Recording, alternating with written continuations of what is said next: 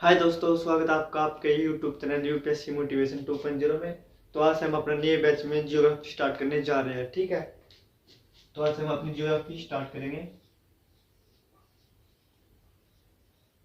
मैं आपको बता देता हूँ कि जो जियोग्राफी होता है ना, उसके अंदर 4 पार्ट में डिवाइड होती है जियोग्राफी। पहला पार्ट क्या होता है? पहला पार्ट होता है इसका एस्ट्रोनॉमी। फर्स्ट पार्ट क्या होता है इसका? Astronomy is the first part. ठीक है। सेकंड पार्ट क्या होता है? जियोलॉजी। सेकंड पार्ट क्या होता है? जियोलॉजी। ठीक है। थर्ड पार्ट होता है टोपोग्राफी।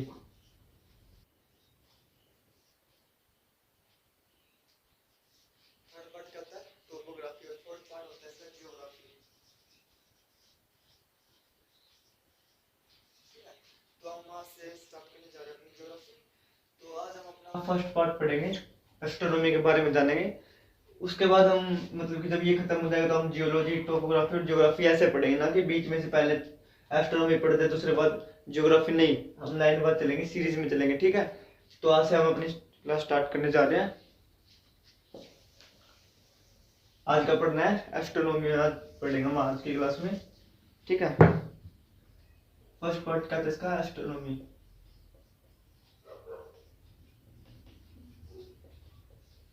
एस्ट्रोनॉमी के अंदर हम क्या पढ़ते हैं मैं आपको बता देता हूँ। जो भी मतलब आप जितने भी ऊपर उठा के देखोगे अंतरिक्ष में यानी आसमान की तरफ, जितनी भी आपको चीजें दिखेगी ना, वो सब एस्ट्रोनॉमी में आती है। ठीक है, यानी एस्ट्रोनॉमी को हम क्या कहते हैं? अंतरिक्ष का विज्ञान। ठीक है ना, एस्ट्रोनॉमी को कहते हैं अंतरिक्ष का विज्ञान। इसके अंदर जैसे हो गया तारा, हो गया ब्रह्मांड, आकाशगंगा, तारा मंडल, नक्षत्र मंडल, एस्ट्रोनॉइड, यानी जितनी भी चीजें है ना, सब कुछ ये एस्ट्रोनॉमी में आते हैं, जो भी हम आसमान की तरफ देखते हैं। ठीक है, तो आज हम स्टार्ट क्या करेंगे? आज हम स्टार्ट करेंगे इसके अंदर ही तारे को पढ़ेंगे आज हम। ठीक है, हम किसको पढ़ेंगे? एस्ट्रोनॉमी के अंदर तारे को पढ़ेंगे आज की क्लास में। तारा होता क्या है, तो आप इसकी एक बार डेफिनेशन बता सकते हो कमेंट में? तारा किसे कहते हैं? इसकी मतलब तो डेफिनेशन होगी, हम किस चीज को तारा कहते हैं, तो आप एक बार कमेंट में जवाब देना, फिर मैं बताता हूँ। ठीक है, देखो, तारा हम उस चीज को बोलेंगे जिसके पास ये दो चीज मिलेगी। एक तो होता है हीट, एक होता है लाइट। ठीक है, तार हम किसको बोलेंगे? उस चीज को बोलेंगे जिसके पास अपनी हीट होती होगी और अपनी लाइट होती होगी। ठीक है, तो जैसे हम एग्जांपल ले लेते हैं, एक एग्जांपल ले लेंगे हम। मैं एग्जांपल लेके समझा दूंगा आपको। मैंने एग्जांपल लिया सब, अब कमेंट में एक बार बताना कि संजोग तारा है या नहीं है। मैंने क्या बताया आपको? सॉरी, जिसके पास अपनी हीट हो और अपनी लाइट हो वो चीज तारा होता है। सन के पास अपनी हीट होती है? जी यस, बिल्कुल होती है। और अपनी लाइट होती है? हाँ, चमकता है, दिन में चमकता है, रात को भी चमकता है। लेकिन जहाँ पर हम रहते हैं, जैसे पृथ्वी घूमती रहती है, तो वो हमारे यहाँ पे लाइट मतलब रात और दिन होते हैं, इसलिए हमको सुबह दिखता है, रात को नहीं दिखता। ठीक है ना, लेकिन है होता है, ये भी तारा ही है।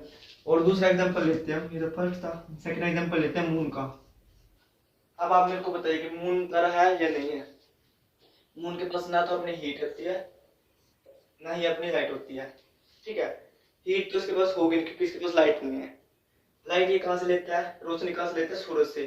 सूरज की वजह से मून चमकता है। ठीक है, इसके पास अपनी और लाइट तो होती है, लाइट वो भी सन की उससे लेता है, लेकिन इसकी हीट तो होती नहीं। ठीक है, तो ये तारा नहीं है। ठीक है ना, इतना आप समझ गए कि तारा हम किसको बोलते हैं? एक डेफिनेशन मैंने आपको बता दिया है। फिर हम पढ़ेंगे, अब इसको राउट डाउन करना है तो कर लीजिए। फिर आगे क्या पढ़ेंगे? वीडियो को पॉज करके राइट डाउन कर सकते हैं आप। ठीक है,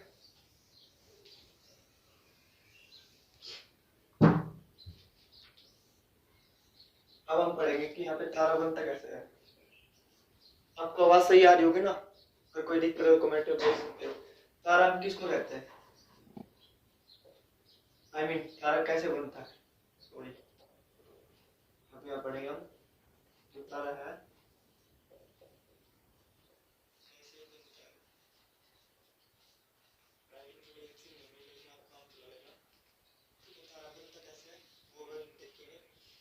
तारा बनने से पहले ना वो एक गैस का वो होता है। ठीक है, ये गैस का सिग्नल होता है, ये ना गैस दूर दूर होती है। ठीक है ना, ये विरल गैस इसको हम बोलते हैं। क्या बोलते हैं इसको हम? इसको हम विरल गैस बोलते हैं। ये बहुत ही दूर दूर होती है, ठीक है, लेकिन कुछ समय बाद ना, देखो मैं एग्जांपल देके बताता हूँ। जैसे कि हम देखो कुछ समय बाद ना ये थोड़ा और पास आने लग जाती है, ठीक है, यहाँ पे गैसों का बादल बनना स्टार्ट हो जाता है। इसको हम बोलते हैं निहारिका। क्या बोलते हैं? निहारिका, ठीक है। पहले विरल गैस होता है, फिर ये निहारिका बन जाता है। निहारिका बन जाता है, उसके बाद ये बनता है तारा। उसके बाद ये क्या बन जाता है? ये तारा बन जाता है। देखो मैं यहाँ पे समझा देता हूँ आपको।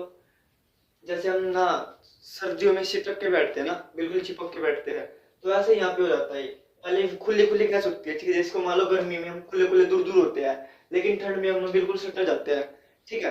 सटक जाते हैं तो वहाँ पे हीट तो जनरेट होती है, यानी हम जब चिपक के बैठते तो गर्मी होती है ना थोड़ी, जैसे हम 4-5 एक बेंच पे कहीं बैठ गए तो वहाँ पे गर्मी ऑटोमेटिकली बढ़नी स्टार्ट हो जाती है, ठीक है। वैसे यहाँ पे हो जाता है, जब यहाँ पे गर्मी बढ़नी स्टार्ट हो जाती है ना, तो यहाँ पे वो हीट पकड़ लेती है, मतलब कि आग लगनी स्टार्ट हो जाती है।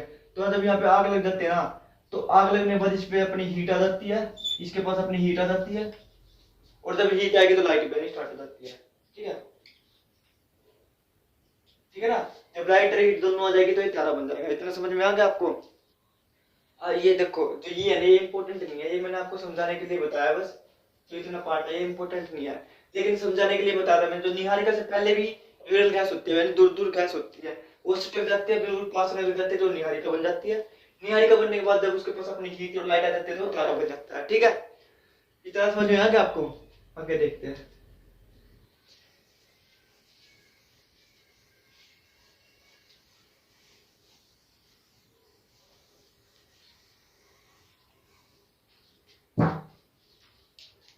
पहले क्या, विरल गैस, यहाँ पे तारा बन जाता है, ये निहारिका और ये तारा। विरल गैस, निहारिका। निहारिका को हम इंग्लिश में नेबुला बोलते हैं। क्या बोलते हैं? नेबुला, ठीक है। पहले विरल गैस होती है, फिर निहारिका होती है, फिर बन जाता है तारा। तारा बन गया।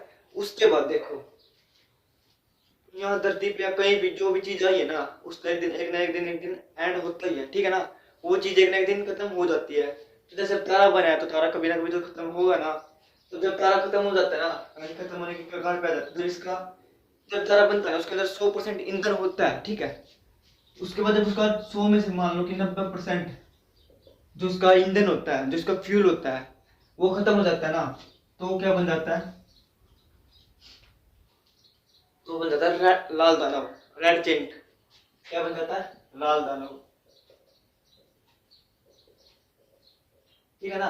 जब 90% उसका ईंधन खत्म हो जाता है तो लाल दानव बन जाता है। इसको क्या बोलते हैं? रेड जेंट, ठीक है, रेड जेंट बोलते हैं। अब यहाँ तक समझ लीजिए, जो तारा होता है ना, जब ये खत्म होने की कगार पे आ जाता है, जैसे मैं एग्जांपल दूं आपको, हम घर में गैस सिलेंडर यूज करते हैं सभी, ठीक है। जब वो पूरा फुल होता है ना, मतलब कि पूरा फुल होता है, तो सही गैस चलती है। लेकिन जब जो गैस है खत्म होने की कगार पे आ जाता है, यानी 1-2 दिन पहले हमें पता चल जाता है, सभी को पता है ना, वो ना चमकना, मतलब कि जो गैस होते हो ना, ज्यादा हलचल करने लग जाती है, ठीक है। ऐसे इसके साथ होता है। जो लाल दाना होता है, जब इसका 90% ईंधन जो यूज हो जाता है तारे का, जब वो लाल दाना बन जाता है, जब वो लाल दाना बनता है तो इसका साइज मान लो इतना होता है ना, तो जो लाल दाना होना है इसका साइज बड़ा हो जाता है, ठीक है। ऑटोमेटिकली इसका साइज जो बड़ा हो जाता है, ठीक है ना। उसके बाद आगे बता देते हैं उसके बाद क्या होता है। लेकिन हमें पहले पता चल जाता है कि ये खत्म होने वाला है, ठीक है। उसके बाद दो सिचुएशन हो सकती है। दो सिचुएशन क्या हो सकती है? लाल लाल दानों के बाद एक तो जा सकते हैं इधर, एक जा सकते हैं इधर। इधर क्या जाएगी पहले वो देख लेते हैं। इधर जाएगा छोटा, अगर कोई छोटा तारा हो तो इस सिचुएशन होगी, उसके साथ ये सिचुएशन बनेगी। अगर वो बड़ा तारा होगा तो उसकी सिचुएशन क्या बनेगी? ये बनेगी इधर वाली, ठीक है ना। तो मैं बता देता हूँ, अगर छोटा सिचुएशन हो गया, मतलब कि छोटा तारा होगा, तो उसकी सिचुएशन क्या बनेगी वो हम इधर देख लेते हैं। छोटा तारा बनता है श्वेत वामन, श्वेत वामन, ठीक है। श्वेत वामन का मतलब क्या होता है? वामन का मतलब होता है बोना, छोटा छोटा ग्रह, बोना यानी छोटा ग्रह, आई मीन छोटा तारा, ठीक है। श्वेत वामन कब बनेगा? इसका 90% ईंधन यहाँ पे यूज हो गया था, यहाँ पे 95, जब 95% ईंधन इसका यूज हो जाता है, 5% ईंधन बच जाता है ना, तब क्या बनता है, श्वेत वामन बनता है। उसके बाद जब पूरा 100% जो फ्यूल है ना वो खत्म हो जाता है तो क्या बनता है, काला वामन। ठीक है, काला वामन बन जाता है और ये यहाँ पे चमकना बंद कर देता है, और यहाँ पर जो तारा है उसका एंड हो जाता है। ठीक है, देखो यहाँ पे उसने जन्म लिया, यहाँ पे विरल गैस बना, फिर यहाँ पे निहारिका बना, विरल गैस से निहारिका, फिर यहाँ पे तारे का जन्म हुआ। ठीक है, फिर यहाँ पे जन्म हुआ तो उसके बाद जो थोड़ा बहुत ईंधन बच गया, इसमें 90% ईंधन यूज हो गया, 10% ईंधन बच गया तो लाल दानव बना। उसके बाद 95 जब यूज हो गया, 5% ईंधन बच गया तो श्वेत वामन बना।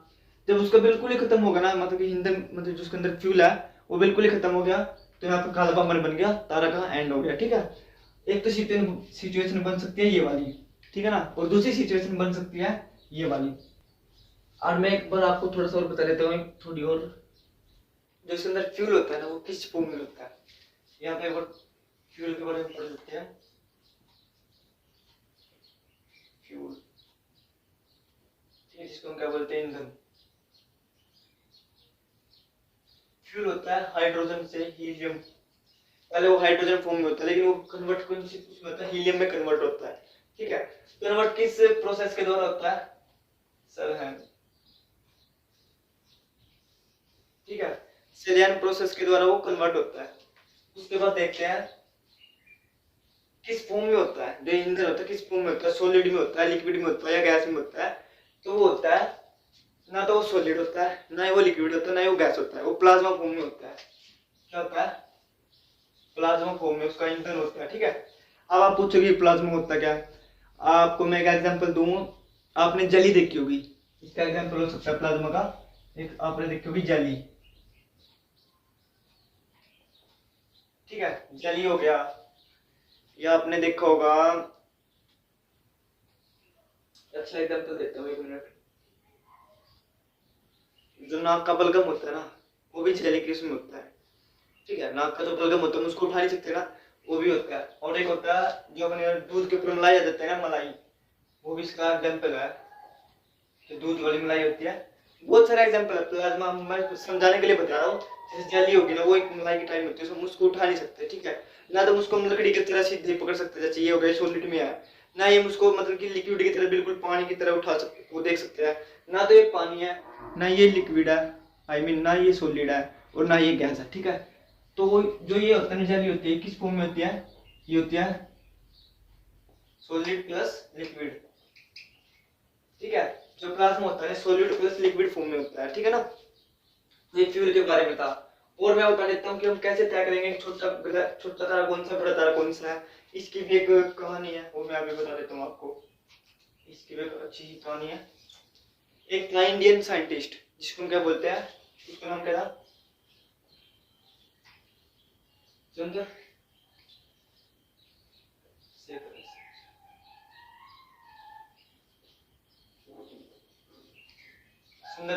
चंद्रशेखर उसका नाम था। तो उसने एक बताया था, उसने उसका नाम क्या था, चंद्रशेखर लिमिट बोल देते हैं, सीमा बोल देते हैं उसको हिंदी में, चंद्रशेखर लिमिट या चंद्रशेखर सीमा। इसने बोला था कि अगर कोई तारा सूर्य से 1.44 छोटा होगा, यानी कि सूर्य से 1.44 छोटा होगा, तो इस कैटेगरी में आएगा। ठीक है, तो वो कौन सी कैटेगरी में आएगा, इस वाली कैटेगरी में आएगा।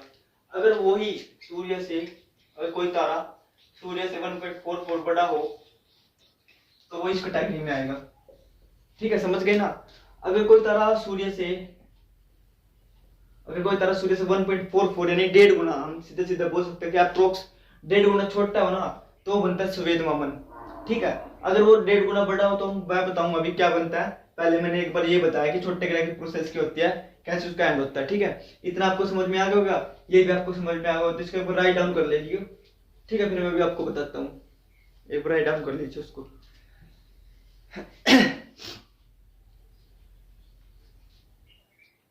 आप वीडियो को पॉज करके राइट डाउन कर लीजिएगा। ठीक है, फिर मैं एडमिट हो रहा हूँ। समझ में तो आ रहा होगा ना आपको, कमेंट में बता दीजिए। अगर आपको समझ में नहीं आ रहा हो तो मैं थोड़ा सा और कोशिश करूंगा समझाने की, लेकिन जो मैं समझा रहा हूँ वो बिल्कुल इजी लैंग्वेज में मेरे को पता है, मैं बिल्कुल सिंपल वे में समझा रहा हूँ। ठीक है, जितना मेरे से हो रहा है मैं बिल्कुल अपनी तरफ से पूरा अपना 100% दे रहा हूँ। उसके बाद देखते हैं, इतना समझ में आ गया ना आपको। अब मैं बताता हूँ कि जो बड़े वाले जो है, बड़े वाले तारे की प्रोसेस क्या बनने की, उसका एंड कैसे होता है। इसका तो एंड हो गया यहाँ पे, ये चमकता है, ये थोड़ा बहुत चमकता है, इसको हम एक और नाम से बोलते हैं। देखो जब इसमें 5% ईंधन बचा रहता है तो इसको हम एक और नाम से बोलते हैं, क्योंकि थोड़ा थोड़ा चमकता है उस टाइम भी, तो उसको बोलते हैं जीवाश्म। जीवाश्म तारा, ठीक है। या इसको बोल सकते हैं इंग्लिश में फोसिल, फोसिल स्टार।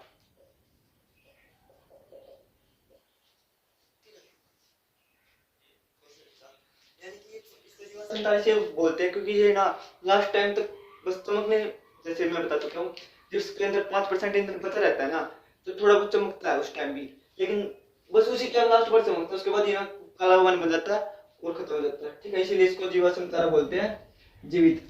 उसके बाद हम देखते हैं बड़े तारे की प्रोसेस क्या है। बड़ा तारा ना इसकी तरह नहीं होता, इसमें थोड़ा अलग वे होता है। इसमें पहले बनेगा अभिनव तारा, अभिनव तारा, ठीक है। इसको रेड जेंट बोलते हैं, ये अभिनव तारा होता है। इसी को हम बोलते हैं विस्फोटक तारा। इसी को क्या बोलते हैं हम? विस्फोटक तारा। यहाँ पे लिख देता हूँ मैं, विस्फोटक तारा क्यों बोलते हैं इसको? ये जो होता है ना, ये फटा तो होता है, लेकिन ये फट जाता है, ब्लास्ट होता है। आपको पता है ब्लास्ट होने के बाद जो उसके अंदर के टुकड़े होते हैं, जिसके पार्ट होते हैं, दूर दूर जाके गिर जाते हैं। तो जो पार्ट होता है मतलब कि ना, उसकी 4 सिचुएशन बन सकती है। मैं आपको बताऊंगा 4 कौन कौन सी है। यानी कि जब वो ब्लास्ट होता है ना, तो इन 4 में से कोई एक का रूप ले लेता है। कौन कौन से बता देता हूँ मैं आपको। पहला है न्यूट्रॉन, ठीक है। पहला क्या है? न्यूट्रॉन। न्यूट्रॉन का मतलब क्या होता है? न्यूट्रल, यानी बीच में, ना तो वो घूम मतलब कि चलता नहीं है, वो एक जगह एक स्थान पर ऐसे ही रहता है, जैसे कि रुका हुआ हो, चमकता है, लेकिन चमकता है, ठीक है। दूसरे क्या होता है? पल्सर। दूसरा क्या होता है? पल्सर। ये पल्सर होता है बहुत तेज से, जब भी विस्फोट होता है ना, अभिनव तारा विस्फोट होता है तो बहुत तेज से घूमता है, ठीक है, बहुत तेज से घूमता है। तीसरा क्या होता है? क्वेसर, ठीक है ना। तीसरा क्या होता है? क्वेसर, ये भी बहुत तेज से घूमता है। लेकिन जो चौथा होता है ना, उसकी स्टोरी ये अलग है। चौथा होता है ब्लैक होल। चौथा क्या होता है? Black hole. इसकी जो स्टोरी है ना, उसको मैं भी अलग से समझाऊंगा, बहुत अच्छी स्टोरी है। आप भी देखोगे ना तो हैरान हो जाओगे। यहाँ तक समझ लो एक बार। यहाँ तक समझ में आ गया था ना। उसके बाद देखो बड़े की सिचुएशन मैंने बताई थी, जो सूर्य से 1.44 बड़ा होता है वो इस साइड आता है, और जो सूर्य से 1.44 छोटा होता है, ठीक है। सूर्य से 1.44 यानी 1.5 गुना बड़ा तारा हो तो ये बनता है अभिनव तारा, बनता है। अभिनव तारा विस्फोट होता है। उसके बाद ये 4 में से कोई सा एक का रूप ले लेता है, या तो वो न्यूट्रॉन बन जाएगा, न्यूट्रॉन तारा बन जाएगा, या फिर वो पल्सर तारा बन जाएगा, या फिर कोई सर तारा, या फिर ब्लैक होल बन जाएगा, ठीक है। अगर ये छोटा होगा तो ये श्वेत भवन बनेगा, काला भवन बनेगा, खत्म हो जाएगा, ठीक है। इतना समझ में आ गया ना आपको। अब मैं इसका फंडा और समझा देता हूँ कि ब्लैक होल का फंडा क्या है। आप एक बार इसको राइट डाउन कर लीजिए।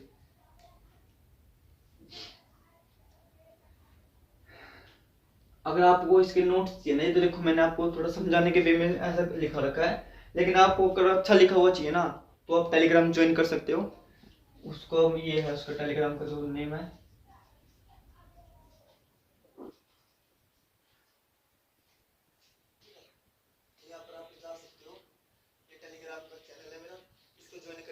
और मैं यहाँ पे अपने सारे नोट्स जो आप प्रोवाइड करा दूंगा।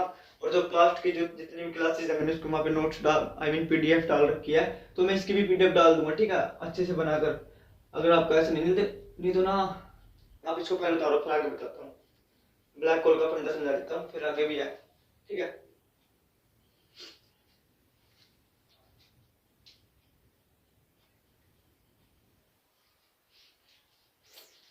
उतार लिया आप लोगों ने, आप वीडियो पोस्ट करके उतार लेना, ठीक है। टाइम वेस्ट नहीं करना होता हमें टाइम का यूज करना चाहिए, ठीक है, अच्छे से। आज की सिचुएशन, आज की टाइम की बहुत सारा कंपटीशन है, तो यहाँ पे हमें बिल्कुल भी टाइम नहीं वेस्ट करना चाहिए, ठीक है। Time is most important in our life. तो मैं बिठा देता हूँ इसको। इसका फंडा भी मैं आपको समझाता हूँ, ठीक है। इसका फंडा थोड़ा अलग ही है, इसलिए सबसे अलग समझाना पड़ रहा है, ठीक है ना। आपको बता देता हूँ कि जो अभिनव तारा है उनमें से सिर्फ जो अभिनव तारा विस्फोट होता है ना, उन विस्फोट होने के बाद इन चार में से सिर्फ एक बनेगा। कई बार सोचो कि ये न्यूट्रॉन भी, प्लसर भी, क्वेसर भी, ब्लैक होल भी सब बन जाएंगे, नहीं, ये सिर्फ एक बनेगा इनमें से, ठीक है। तो अभी मैं आपको बता देता हूँ ब्लैक होल की कहानी।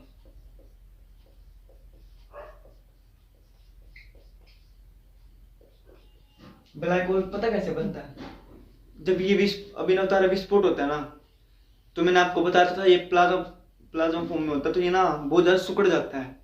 जो ब्लास्ट होता है ना, तो बहुत सारा सिकुड़ जाता है, तो बहुत छोटा, मतलब कि बिल्कुल ही हद से ज्यादा सिकुड़ जाता है। और इसमें ना बहुत ज्यादा डेंसिटी होती है, इस तारे के अंदर ना हाई डेंसिटी होती है, बहुत ज्यादा घनत्व होता है, ठीक है, घनत्व। और हाई, जब इसमें हाई डेंसिटी होगी तो ऑटोमेटिकली उसका हाई वेट होगा। अभी मैं आपको वेट बता दूंगा, ठीक है। अगर हाई डेंसिटी होगी तो हाई वेट भी होगा। और मैं आपको बता दूं कि इसके वेट के बारे में, अगर इसका हम एक चम्मच मिट्टी लेंगे ना,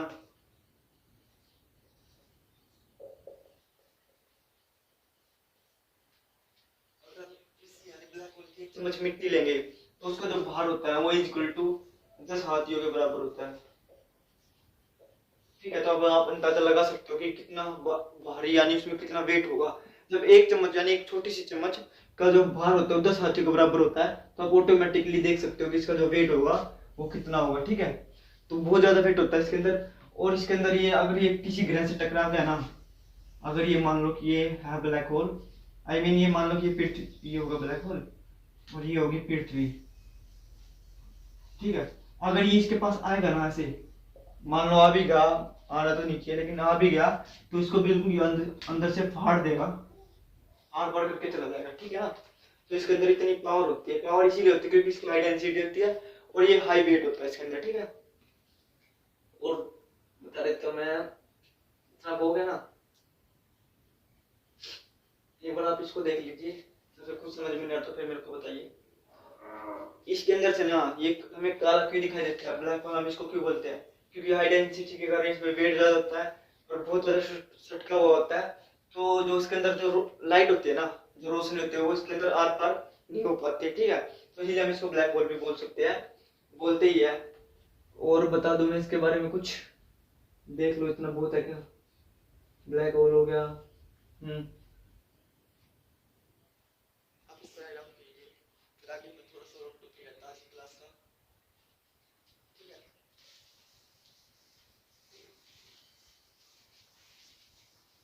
इसमें तो कमेंट आंसर दो, जो अपना सूर्य है वो उसकी लाइफ लाइन कितनी हो चुकी होगी आपके अनुसार, यानी आपको पता हो तो कितने साल तक वो जी लिया है, यानी उसे जी चुका है। तो मैं बता देता हूँ कि सूर्य है अपना 5 अरब साल उसको हो गए हैं।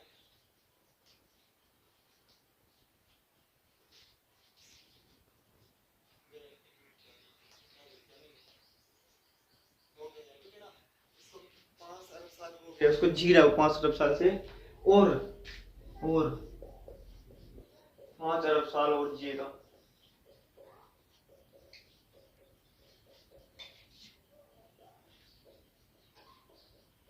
ठीक है। यानी सिर्फ 5 अरब साल तो हो गया सूर्य को, 5 अरब साल और जिएगा। सूर्य मैंने बताया था आपको तारा है, ठीक है। जब इसका ये खत्म होने की कगार पर जाता है, ये लाल दानव बनेगा। लाल दानव के बाद ये देखते हैं कि क्या बनता है, ये श्वेत वामन बनेगा, काला वामन बनेगा, या इस प्रोसेस में जाएगा या दूसरी वाली प्रोसेस में जाएगा। उसमें विस्फोटक तारा बन के फिर वो 4 पार्ट में डिवाइड होता है, ठीक है, न्यूट्रॉन, पल्सर, क्वेसर और ब्लैक होल, ठीक है। तो वो डिसाइड बाद में होगा। तो अभी आप देख लीजिए कि ये इसकी भी प्रोसेस होगी, क्योंकि ये भी एक तारा है और तारे का मैंने बताया था अंत कैसे होता है, ठीक है। इतनी समझ में आ गया ना आपको। अब हम देखते हैं कलर, कलर ऑफ स्टार, ठीक है। जो कलर ऑफ स्टार, कैसे कैसे कलर के तारे होते हैं, उनका टेम्परेचर कितना होता है और वो कैसे दिखाई देते हैं, तो अभी वो भी देख लेते हैं हम। ये ना 3 टाइप के होते हैं। पहला कौन सा होता है? पहला होता है लाल, लाल तारा, ठीक है, यानी रेड स्टार। दूसरा होता है सफेद, आपको आवाज सही आ रही है ना? अगर कोई दिक्कत हो कमेंट में बता देना, ठीक है। तीसरा होता है नीला, नीला तारा। तो अभी आप एक बार बता सकते हो कमेंट में कि इनमें से सबसे ज्यादा टेम्परेचर कौन से का होगा? लाल तारे का होगा, सफेद का होगा, नीले का होगा? किसका सबसे ज्यादा टेम्परेचर होगा आपके हिसाब से? ठीक है, तो फिर मैं बताता हूँ। जो लाल तारा होता है ना, उसका टेम्परेचर होता है 6000 डिग्री सेल्सियस, 6000 डिग्री सेल्सियस। और इसका जो मतलब ये कौन सी कैटेगरी में आता है पता है आपको? नॉर्मल, नॉर्मल टेम्परेचर में आता है। कभी आप सोच रहे, आप तो यही सोच रहे होंगे ना, क्योंकि लाल है तो वो ज्यादा टेम्परेचर, हाई टेम्परेचर इसी का ही होगा। नहीं, ये नॉर्मल टेम्परेचर की कैटेगरी में आता है, ठीक है। उसके बाद आता है मीडियम टेम्परेचर,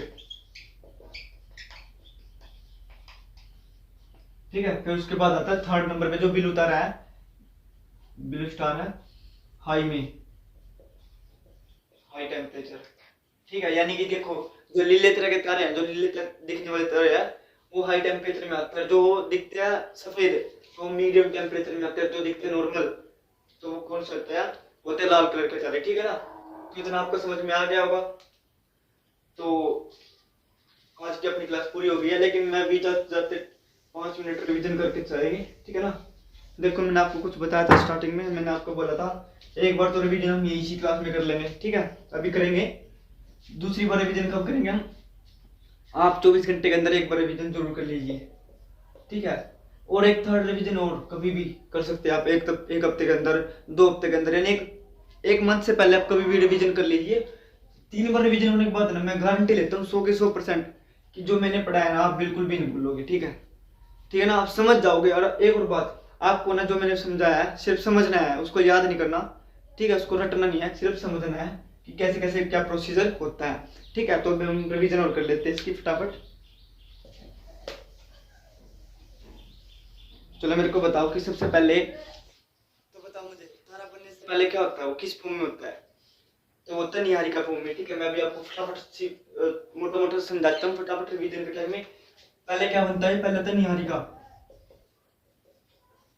राइटिंग पे देख लेना। निहारिका के बाद क्या बनता है? वो तारा, तारा बनता है। तारा बनने के बाद वो बनता है लाल दानव, यानी रेड जेंट, रेड जेंट। उसके बाद ये 2 पार्ट में डिवाइड हो सकता है, अगर ये छोटा हो तो, अगर ये स्मॉल हो या बिग हो या छोटा तारा हो, तो ये इस फॉर्म में आता है। एक बनता है श्वेत वामन, ठीक है। उसके बाद ये जब इसका ये ना 90% इसका फ्यूल खत्म हो जाता है, उसके बाद ये डिसाइड करता है किस कैटेगरी में जाएगा। अगर इसका उसके बाद ना 95% जब इसका फ्यूल खत्म हो जाता है, तो बनता है श्वेत वामन। उसके बाद ये क्या बनता है? उसके बाद बनता है काला वामन। जब इसका 100% फ्यूल खत्म हो जाता है, तो इसका एंड हो जाता है, यहाँ पे एंड हो गया। और यहाँ पे बिग में देख लेते हैं, यहाँ पे विस्फोटक तारा बनता है, या इसको हम बोल सकते हैं अभिनव तारा।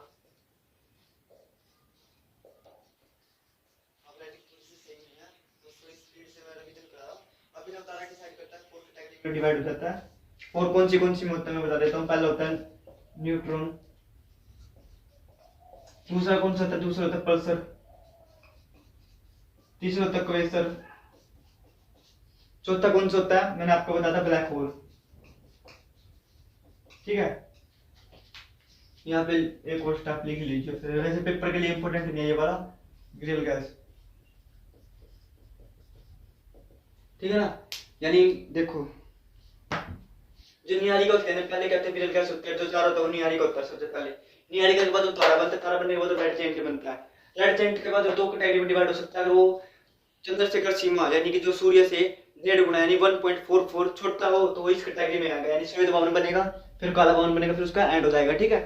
अगर वो चंद्रशेखर सीमा से 1.5 गुना बड़ा हो, यानी 1.44 जो उसकी एग्जैक्ट वैल्यू है, उससे बड़ा, तो वो अभिनव तारा बनता है। उसके बाद वो न्यूट्रॉन, न्यूट्रॉन बनता है। न्यूट्रॉन का मतलब क्या था? आपको आपने पढ़ा भी होगा साइंस में कि नो चार्ज, ना तो प्लस का ना माइनस का, ठीक है, बीच में।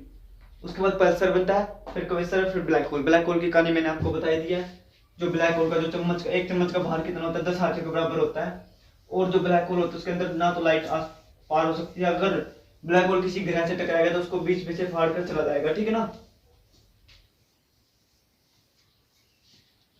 अगर ये आपको ये वीडियो अच्छी लगे तो वीडियो को लाइक जरूर करके जाना, और अगर आप इस चैनल को सब्सक्राइब जरूर करके जाना, और साथ के साथ बेल आइकन को प्रेस कर लेना, ताकि आने वाली वीडियो को नोटिफिकेशन सबसे पहले आपको ही भेजते रहे। ये क्लास फर्स्ट थी, सेकंड पार्ट कल आएगी 4 बजे, ठीक है ना? तो बाय।